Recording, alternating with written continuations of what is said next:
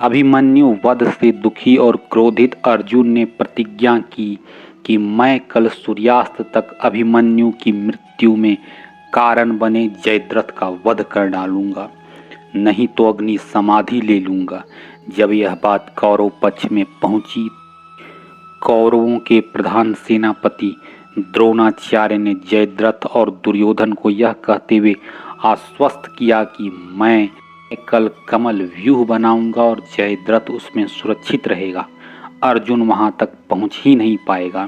इधर कृष्ण ने सुभद्रा, द्रौपदी और उत्तरा को आश्वासन दिया कि पार्थ कल अवश्य ही जयद्रथ का वध करेंगे।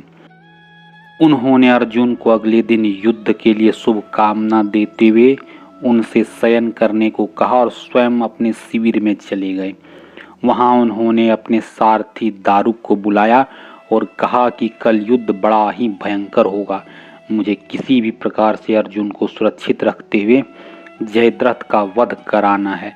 मेरे रथ को तुम मेरे अस्त्रों शस्त्रों से सुसज्जित रखना और मेरे पांचजन्य का उद्घोष करने पर उसे तुरंत मेरे पास ले आना।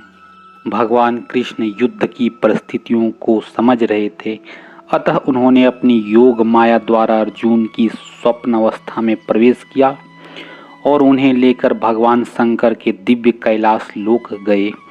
वहां उनके दर्शन कराए। भगवान शंकर नर नारायण रूप अर्जुन और श्री कृष्ण को देखकर बहुत प्रसन्न हुए और उनके आने का कारण पूछा। तब अर्जुन और श्री कृष्ण ने उनकी स्तुति की और दिव्य पाशुपात अस्त्र ज्ञान पुनः देने का निवेदन किया।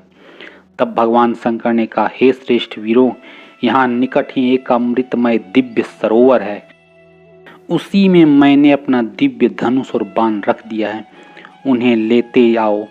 शिव जी की आज्ञा से जब कृष्ण और अर्जुन उस सरोवर पर गए तो वहां उन्हें दो महान नागों के दर्शन हुए।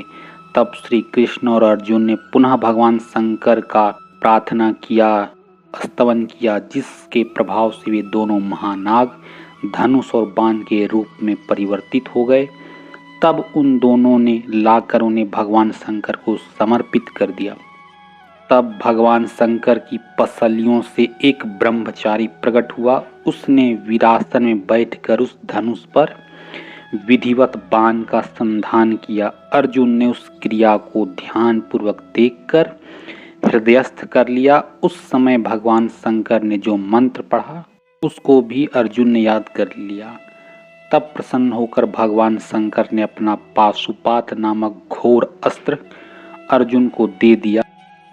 उसे पाकर अर्जुन के खुशी की सीमा न रही और उन्होंने अपने आप को कृत्य मानकर भगवान शंकर को प्रणाम किया और उनकी आज्ञा ले वे अपने शिविर में वापस लौट गए। इस प्रकार जयद्रथ वध के पूर्व स्वप्न में अर्जुन को भगवान शंकर के दर्शन हुए।